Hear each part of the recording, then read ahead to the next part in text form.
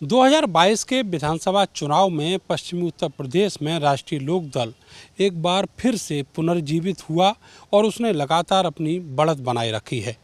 अब स्थिति यह है कि वेस्टर्न यूपी की सियासत में कोई भी दल सोचे तो उसके जहन में सबसे पहले राष्ट्रीय लोक दल का नाम आता है। उसके राष्ट्रीय अध्यक्ष हैं जयंत चौधरी, जो अब इंडिया जो नया गठबंधन बना है उसका भी हिस्सा हैं। कल उन्होंने जो मीटिंग हुई उसमें भी भागीदारी की है। मेरे साथ पार्टी के राष्ट्रीय सचिव डॉक्टर राजकुमार सांगवान जी हैं। सर, कल जिस तरीके से मीटिंग हुई है उसके बाद से किस तरह का सिनेरियो बन रहा है? आपका गठबंधन पहले से ही समाजवादी पार्टी के साथ था।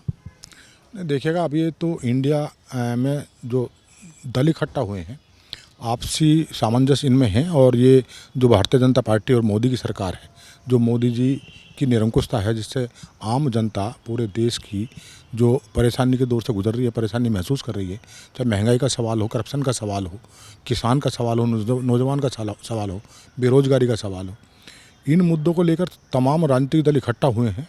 और वो उनका संकल्प है कि जो निरंकुश हुकूमत है उसको हटाना है। उसके लिए एकजुट होकर चुनाव लड़ेंगे, जनता के बीच जाएंगे। उसी के तहत बैठक थी, उसमें एजेंडा तय हुआ, समन्वय समिति एक बनी है।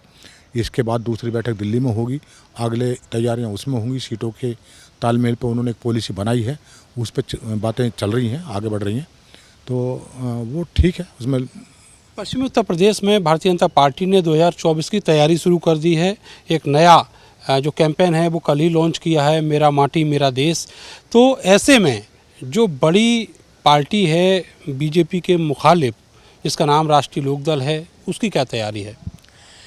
देखिएगा, मेरी माटी मेरा देश, जिस तरह की ये प्रोग्राम ये हथकंडे अपनाते हैं, ये इमोशनल करने का काम करते हैं, लेकिन ये कभी ये नहीं हकीकत देख पा रहे हैं कि जनता कितनी तरफ है। इसी हुकूमत से तरफ था, चाहे उत्तर प्रदेश की सरकार भाजपा की हो, चाहे देश की सरकार इनकी हो। भाई, आज किसान परेशान है, नौजवान परेशान है, गरीब परेशान है, महंगाई चरम पर है, करप्शन है, और किसान को कुछ नहीं मिल रहा, रोजगार नौजवान को नहीं मिल रहा है। तो ज़मीनी जो परेशानियां हैं आम जनता की, उनसे ध्यान भटकाने, मेरी माटी मेरा देश, इस चीज़ों से कुछ नहीं मिलने वाला है। अब ये बौखलाहट में है, बौखलाहट का ही नतीजा है कि इस तरह की चीज़ें वो लेके आ रहे हैं कि मिट्टी लेके आएंगे। अरे आप मिट्टी लाने की बात कर रहे हैं, पेट की जो भूख है, पेट की जो ज़रूरत है, उसका इंतजाम आप करने रहे हैं। जो परेशानी आम आदमी के, जो गरीब है, किसान है, आप उसके बारे में ध्यान नहीं कर रहे हैं। जो महंगाई बेकाबू है, आप चाहे किसी भी चीज़ के दाम हो, महंगाई बेकाबू है। अभी गैस सिलेंडर पे इन्होंने 200 रुपये कम किए। चुनाव नज़दीक आ रहा है केंद्र का, और इन्हें लगा कि इंडिया मजबूती से आगे बढ़ रहा है, इनको बेनकाब कर रहा है। जनता उनकी बात को देख रही है, उन पर भरोसा कर रही है, उधर जाएगी। 200 रुपये महंगा सिलेंडर के दाम कम किए, इससे क्या होने वाला है? मतलब वो 2014 में गैस के दाम क्या थे और आज क्या है, उसमें 200 रुपये कम कर, ये महंगाई कम वाली बात नहीं है, इसका सीधा असर है। और अब राष्ट्रीय लोक दल पूरी तरह से देखिएगा, किसान के, नौजवान के, गरीब के, गांव के तमाम मुद्दों पर हम कोई मुद्दा हमारी पार्टी नहीं छोड़ती जिस पर संघर्ष नहीं करती है। हमारे लोगों में जोश है, हमारे लोगों में उत्साह है। हम जुल्म को, जाति को बर्दाश्त नहीं करते हैं।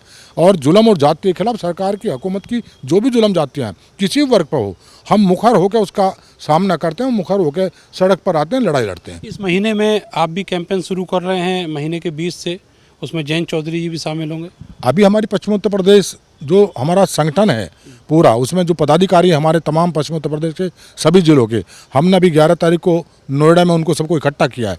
और 11 तारीख को पूरी रणनीति उसमें हम तय करने के बाद में हम चुनावी मोड में हम जनता के बीच उसमें उतर जाएंगे। ये बताइए कि इंडिया गठबंधन में ये उम्मीद जताई जा रही थी कि कम से कम मायावती तो आएंगी, लेकिन मायावती नहीं आई। अभी जो प्रोफेसर राम गोपाल हैं, उन्होंने भी उनको सिरे से नकार दिया जब उनसे सवाल पूछा गया मुंबई में। तो आप क्या मान रहे हैं कि जो दलितों की सियासत करने वाले नेता हैं, सत्ता से डर गए? देखिएगा, ये अभी चुनाव में समय है, और ठीक है, अभी ये हमारा इंडिया जो गठबंधन है, इसमें बहुत सारे दल शामिल हुए हैं।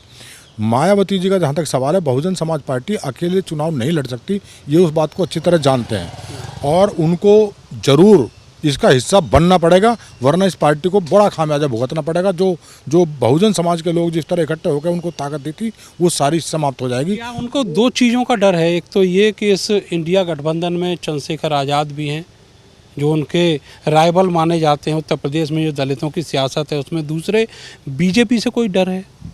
देखिए, डर भाजपा का है।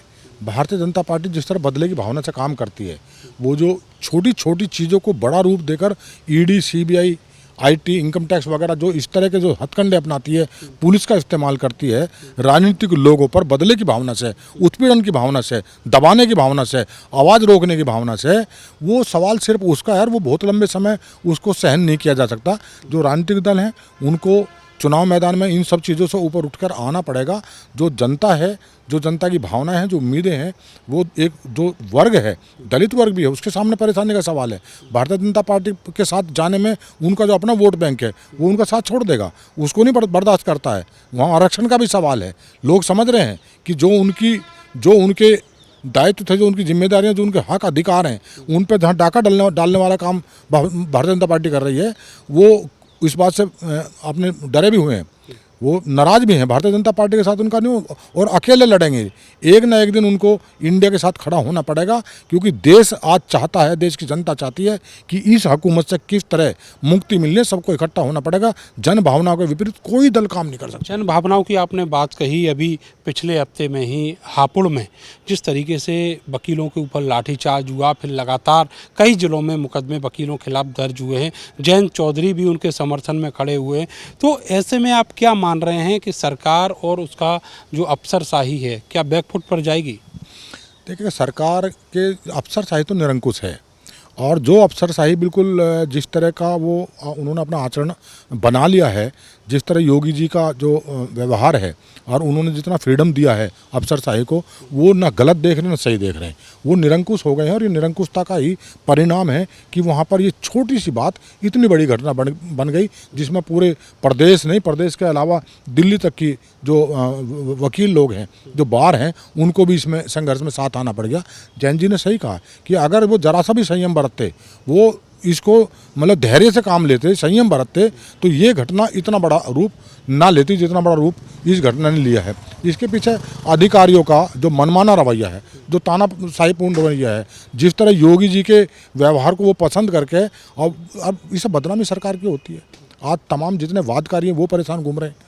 जो न्याय के इंसाफ के लिए जो कचहरी आते हैं, अदालत आते हैं, गांव से आते हैं, अपना काम छोड़ कर आते हैं, वो सारे परेशान घूम रहे हैं। हड़ताल है, और वो इस पर सरकार एकदम इसी पे दबाव बनाए बैठी है कि बोले नहीं, जो हो गया दोषियों के खिलाफ कार्रवाई नहीं होगी। अरे क्यों नहीं करना चाहते आप? जिन्होंने गलती की उनको आप सजा दे दो, दंडित करो। सर, आज आम सभा भी बुलाई है बार एसोसिएशन ने, तो आप क्या मान रहे हैं कि अगर कहीं आंदोलन का ऐलान होता है तो उसमें राष्ट्रीय लोकदल के कार्यकर्ता साथ खड़े होंगे?